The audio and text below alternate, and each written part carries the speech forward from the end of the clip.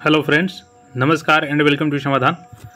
साथियों, आज के इस वीडियो में हम लोग बीपीएससी 67th जो पीटी एग्ज़ाम होने वाले हैं, जिसमें कि अब केवल 30 दिन बचे हैं। चूँकि आप सबको पता है कि सितंबर में इसका एग्ज़ाम डेट निर्धारित है, जो ऑलरेडी आप सबको पता है। अब केवल आपके पास 30 दिन बचे हैं।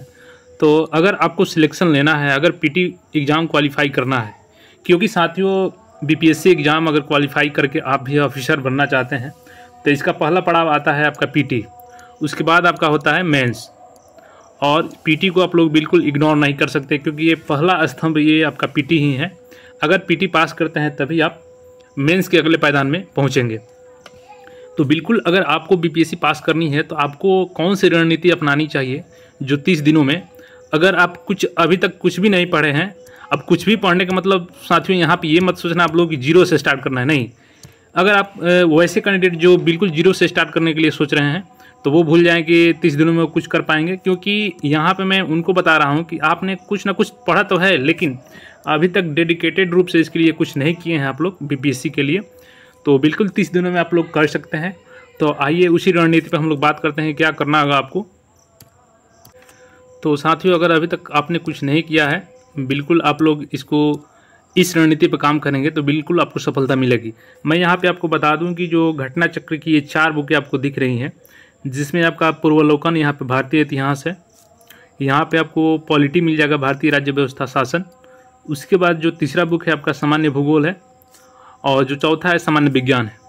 आपको ज़्यादा मटेरियल में नहीं जाना है, क्योंकि साथियों होता क्या है एक्चुअल में स्टूडेंट के साथ में कि कभी इस यूट्यूब पर पढ़ लिए तो कभी उस यूट्यूब पर पढ़ लिए, कभी ये बुक पढ़ लिए तो कभी वो बुक पढ़ लिए। मतलब कि आप 50 बुक पढ़ने से कोई फ़ायदा नहीं होगा। आपको एक बुक को फॉलो कीजिए, उसी को 50 बार पढ़िए, तो ये फ़ायदा होगा।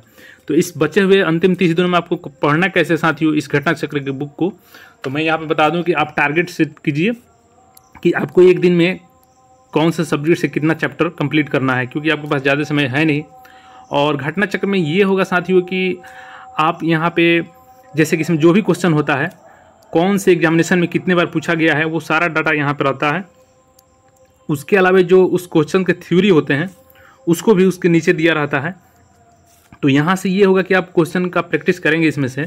तो जहाँ पे आपको डाउट होगा उस क्वेश्चन को, उसके लिए करिए क्या साथियों कि आप एक स्पाइरल जैसा कॉपी आता है, कोई अच्छा सा कॉपी कोई भी ले सकते हैं, तो उस कॉपी को ले लीजिए आप लोग। और उसमें क्या कीजिए कि जिस चैप्टर से है एक ही कॉपी रखिए चारों के लिए, कोई दिक्कत नहीं है इसमें। तो जिस चैप्टर को पढ़ रहे हैं आप, जिस सब्जेक्ट के पढ़ रहे हैं, तो इस कॉपी में उसका यहाँ पे वैसे क्वेश्चन को सिलेक्ट करना है जिसमें आपको प्रॉब्लम हो रही है बार बार उस क्वेश्चन के लिए। तो इस कॉपी में उसको नोट डाउन कर लेना है, और उसके नीचे जो इसमें थ्योरी दिया रहता है उस थ्योरी को भी यहाँ पे नोट कर लेना है। साथियों ये क्या होगा कि आप क्विक रिवीजन के लिए सबसे अच्छा रहेगा, क्योंकि अगर आप एग्जाम में जाते हैं कहीं पे तो एक दिन के लिए मान के चलिएगा, अगर आपके पास 10 बुक है तो 10 बुक तो लेके जा नहीं सकते हैं, लेकिन हाँ एक कॉपी है तो उसको लेके जा सकते हैं, और उसको पढ़ने में भी आसानी रहेगा, क्योंकि उसमें वैसा ही क्वेश्चन रहेगा जो आपसे बार बार फंस रहा है। बाकी क्वेश्चन तो आप लोग देख ही लेंगे। तो बिल्कुल एक कॉपी आप जरूर बना लीजिए वैसा, और जो भी क्वेश्चन आपको डाउट होता है इस कॉपी में उसको नोट डाउन करते जाइए, और इसको क्विक रिवीजन के लिए यूज कीजिए। साथ ही ये तो चारों सब्जेक्ट का हो गया। और बिहार स्पेशल की बात करें तो आप लोग एक क्राउन पब्लिकेशन का आता है उसको फॉलो कर सकते हैं, या इम्तियाज़ अहमद का बुक आता है उसको भी फॉलो कर सकते हैं। बाकी जहाँ से आप करंट अफेयर पढ़ते हैं उसको पढ़ते रहिए। और दूसरा गलती साथियों हम लोग करते क्या है कि ये सबसे बड़ा मेजर प्रॉब्लम है स्टूडेंट की, कि वो हमेशा थ्योरी पढ़ते रहते हैं। देखिए केवल थ्योरी पढ़ने से कुछ नहीं होगा, पढ़िए थ्योरी अच्छा बात है, लेकिन हम लोग को यहाँ पे 30/70 के रूप पे यहाँ पे काम करना है। जैसे कि 30 आप थ्योरी पढ़ रहे हैं 30%, तो 70% आप सेट लगाइए। जब तक आप प्रैक्टिस नहीं करेंगे ना तो आप कहाँ पे बिलोंग करते हैं ये चीज़ आपको पता नहीं चलेगा। तो इन 30 दिनों में आपको ज़्यादा से ज़्यादा प्रैक्टिस करना है, और जिस पोर्शन में आपको मतलब कि लगता है कि नहीं इस पर हमको मेहनत करना चाहिए, तो वो 30% जो थ्योरी का हम बात कर रहे हैं, केवल उस टॉपिक पे आप लोग फोकस कीजिए जहाँ पे आप फंस रहे हैं। बाकी जहाँ पे आपका कंप्लीट है उसको पूरा डेली रिवीजन कीजिए और प्रैक्टिस सेट लगाइए, और इस प्रकार से 30 दिनों की रणनीति पर काम कीजिए साथियों।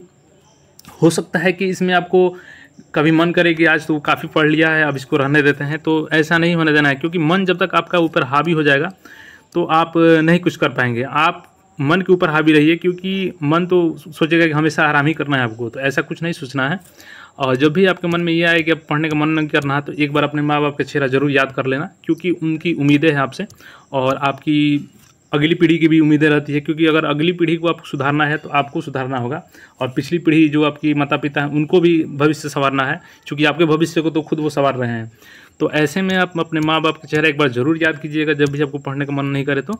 और इसके अलावा मैं यहाँ पे एक और बुक बता रहा हूँ आपको, इसको साथियों आप लोग क्विक रिवीजन के लिए यूज कर सकते हैं। जो बीपीएससी का इसमें देख सकते हैं सारे प्रीवियस ईयर क्वेश्चन दिए गए हैं यहाँ पे, तो इसको भी आप लोग ले लीजिएगा और इसमें से जो भी क्वेश्चन से सेट हैं उसको प्रैक्टिस कीजिएगा। बाकी आप लोग ज़्यादा से ज़्यादा प्रैक्टिस कीजिए, केवल थ्योरी पढ़ने से कुछ नहीं होगा। थ्योरी तो बड़ी अच्छी बात है, लेकिन प्रैक्टिस आप वही बोला मैंने कि 30/70 रखिए, यानी 30% थ्योरी कीजिए तो 70% आपका सेट लगाना चाहिए डेली, तभी जाके आप सिलेक्शन ले पाएंगे बीपीएससी में। और बाकी इसको इग्नोर नहीं करना है, बिल्कुल बिल्कुल इसको तैयारी करते रहिए अगर आपको अच्छे जॉब लेना है तो। बाकी जो अपडेट आएगा तो आपको अपडेट बता दिया जाएगा। ऐसे अपडेट के लिए चैनल पे ज़रूर बने रहें और चैनल को सब्सक्राइब कर लें। धन्यवाद।